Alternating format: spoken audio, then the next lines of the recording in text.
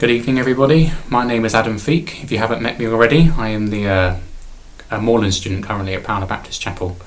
And Pownell have kindly asked me to share my testimony with you this evening as we celebrate and rejoice the resurrection of Christ. I'd like to just reflect on how his resurrection and that point in history and knowing him has changed my life. So I went to a Church of England school as a child. My nan used to play the organs at church and my uncle was a vicar. My mum and dad didn't go to church too much, but we used to go on occasion. But I had the privilege of learning about Jesus and learning all the stories of the Bible as I grew up in primary school. I used to spend a lot of time with my nan on the weekend, the one who played the organ, and we used to go butterfly catching. And I want you to hold on to this symbol of the butterfly because it is a key symbol in my recoming to faith, which we'll touch on later. So in year 8, my nan passed away, and any faith that I did have, I gave it up. I didn't want to know God. I didn't want to know if there was truth in this world. I latched on to atheism, believing that there was no God, there was nothing, no importance. And unfortunately, within a few years, got very depressed and very down, and found myself drinking at the age of 16 to try and fill that void in my life that I had, trying to fill that gap that I was always trying to seek, that everybody's trying to fill, and find happiness, find purpose in life. But with no purpose, alcohol was the thing that I was focused on. I was hanging around with people who are older than me, and we were all drinking every weekend. When I wasn't working, when I wasn't at college, I was drinking and just trying to get as drunk as possible and trying to get myself in the worst states I could possibly be in. For fun, I don't know. I look back at it now, and obviously it wasn't fun, but it's funny how when you're in those moments, how much your reality and your perception of things is very different. But after a few years of drinking, I got bored with drinking and had tried cannabis instead, which then became the new favourite thing. And I'd moved away from my family. This time I was working full time, but I was getting high every single day, and my aim every day was to go home and get high. I just wanted to work and go home and get high. And I thought I was happy, but again it was this filling of the void. But as time goes on, the cannabis also got boring, and I turned to harder drugs. I turned to narcotics and a lot of hallucinogenics, which was a very pivotal moment in my life. A big changing moment, led me into a lot of trouble. If anyone doesn't know what hallucinogenics are, they are a type of drug that changes your visual perception of things. So I may look at a table and it might look like a pile of snakes. Literally, your whole reality changes. It changes the way you think and the way you talk and the way you react and you are with people. And the more I took, the more I started to live in a separate reality. The more I didn't want to talk to people because I didn't think they would understand me, apart from a very close group of friends. And it was with these friends that I had a spiritual experience under the influence, and began to question the atheism that I'd once built my childhood on, my secondary school childhood. So I went on a search to know God, to ask those questions of what is the purpose of life, what is going on in this world, and what have we got to do, and if there is actually a God. But of course, as my family were Christian, I had no want to turn to Christianity.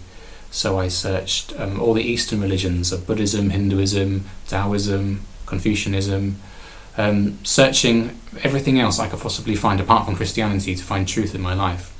I began meditating every single day, but unfortunately, because my first spiritual experience was under the influence, I would often take drugs to try and search for that experience again, and just taking as many things as possible. I didn't care anymore what I was taking. I would just take whatever I could find in order to try and seek that spiritual experience that I could never grasp hold of.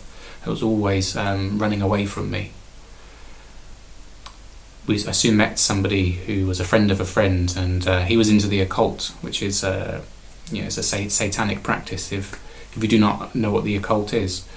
And I soon latched onto this as a new way to find a meaning. I'd spend every weekend with him, and we would be doing rituals. We would be devoting our time to satanic practices. I believed I was finding some kind of secret knowledge that other people did not have. but I didn't realise actually it was drawing me further and further away from reality, and that I started to despise my friends and my family. I started to hate people and to seek to have power and greed over people. And I was becoming more and more and more dependent on drugs every single day without even realising, spending nights in the woods performing rituals. I look back at this now and it is a reflection and a sign of how great Jesus Christ's love is for us. Fortunately, I got a chance to go to India for 6 months to work abroad, which severed my tie with the satanic cult, the occult, and I managed to escape for 6 months, working in slums, working with people in very unfortunate situations. But of course, I immersed myself in the culture, and then started to put myself more into a Hindu mind frame. So when I came back from India, soon I met my old friends, got back on drugs again. It's a recurring theme, if they haven't noticed. Trying to fill that void, but also trying to seek something more. So I ended up joining some meditation classes, and one was with a Hindu cult called the Hare Krishnas, if you've heard of them before. And I completely devoted my life to them at that point. I had enough of my old ways of taking drugs, and I wanted to change, so I gave it up, and I spent 1.5 years with them, preaching for 10 hours a day on the weekends, serving food to the homeless, meditating for 2 hours every single day. Every moment of my day was dedicated to serving within this Hindu cult, the Hare Krishnas. But as time went on, I began to question things, and it wasn't a very good practice to question things in the Hare Krishnas. It was more of a do what you're told and follow your leaders. And I was told not to go back to see my family, for they would be no good to me. But I was very defiant, and I said, no, I want to go see my family, I want to go spend time with them, because I'd spent every Christmas with them, and I wanted to go even though I didn't believe in Christmas.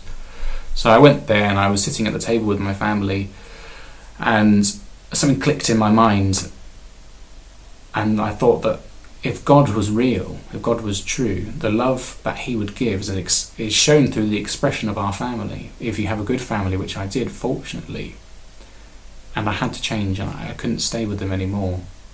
So I told them that I was leaving. I went away, and a week later I was back on drugs again.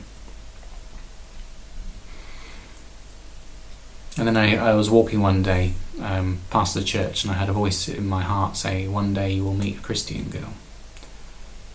And I knew this was truth. I knew that one day I would. A few weeks later, I was sitting on a beach completely off my face. I'd taken a copious amounts of drugs, and I knew I had to change my life. I couldn't keep doing this anymore. I'd been an addict on and off for the past 8 years, and no good things had come from it. I was further away from finding truth, further away from finding God, whom I'd been seeking, and loving other people, which was what I wanted to build my life on. So I decided to give up the drugs, but I always thought I would start again. I would always start and stop. But fortunately, a few weeks later, I met a girl at my school. Her name's Suzanne. Her name's now Suzanne Feak, because she's my wife now. And we got chatting, and I didn't realise she was Christian until a week later after we'd met and we were talking. And she invited me to go to church, and I had the opportunity, so I thought, you know what, I'll go. I was very sceptical, but I enjoyed the service, I enjoyed singing, so I said to Suzanne that I would start reading the Bible and just giving it a go, because it's one of the only scriptures that I hadn't read. And as I started to read the New Testament, passage by passage, page by page, chapter by chapter, and book by book, the reality of who Christ was really dawned on me, and all the things I was seeking in life, the teachers I was seeking, the guidance I was seeking, was through Jesus and what he was doing and what he represented and what he had done for the people of this world, even in the state that they were in, even in the state that I was in. As my relationship developed with Suzanne, and I began going to church more and more, and wanting to dedicate myself to Jesus, but I wasn't ready yet. And one day I was sitting outside, and I heard a voice in my heart again say, close your eyes and pray. So I closed my eyes and began to pray. And I heard a voice then say, open your eyes. And it was just before this point that I started to see a picture of my nan in my mind's eye. I want to bring you back to that symbolism with the butterfly, because Every time I went to visit my nan's grave after she passed away, I always saw a blue butterfly on her grave. And because of the butterfly catching as a child, it always brought me back to my childhood and brought me back to memories with my nan. So when I heard this voice say to me, "Open your eyes," after seeing the image of my nan in my mind's eye, a blue butterfly flew past my nose, so close that it could land on my face. And I began to cry because I knew in that moment that was God speaking to me. The following week I was walking home and I heard the voice again say, "Begin to pray," but I obviously didn't close my eyes because I was walking. But I thought of my nan, and again I looked to a window ahead of me and there was a blue butterfly sticker on the window. And the next week I was in a church, again, close your eyes and pray. And an image of my nan came into my mind, and I opened my eyes, and on a stained glass window was a picture of a blue butterfly. I was shocked, and I knew God was speaking to me. The last time it happened, we went to go visit my family in Wales. My uncle, who was the vicar, my nan's son, and we were all sitting in the garden in a circle, and as soon as we started speaking about my nan, a blue butterfly flew in the middle of our group.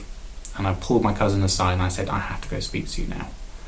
So we went off for a drive, and I told him everything that was going on, that I wanted to commit my life to Christ again. I knew that God was speaking to me. I told him how, and he started laughing because he said, "It's funny you say that, because I always see a red kite when we think of Nan." And as we drove around the corner, we went past the garden centre, and the logo of the garden centre was a huge blue butterfly, and above the blue butterfly was flying some red kites. And we both began to laugh, and I knew at that moment that I wanted to give my life to God and serve Him and to give everything to Him. You know, He'd richly blessed me with the best things in life, with forgiveness, with a beautiful wife who supported me in all things, even though I had such a crooked past. He's brought me to Moorlands and brought me to Powner to begin a different life of serving and loving. And as I reflect on this, I think that moment when the people on the road to Emmaus knew who Jesus was, the breaking of bread, that moment was for me when I saw those blue butterflies, that I knew who Jesus was and that He was real, and everything that life was about Him. And I also realised that every single person is in the same boat, that all of us have fallen short of the glory of God, and in any given environment anybody could end up in the situation that I was in, away from God, and that we all need Him, to cling to Him and to give our lives to Him and trust Him. Thank you for your time.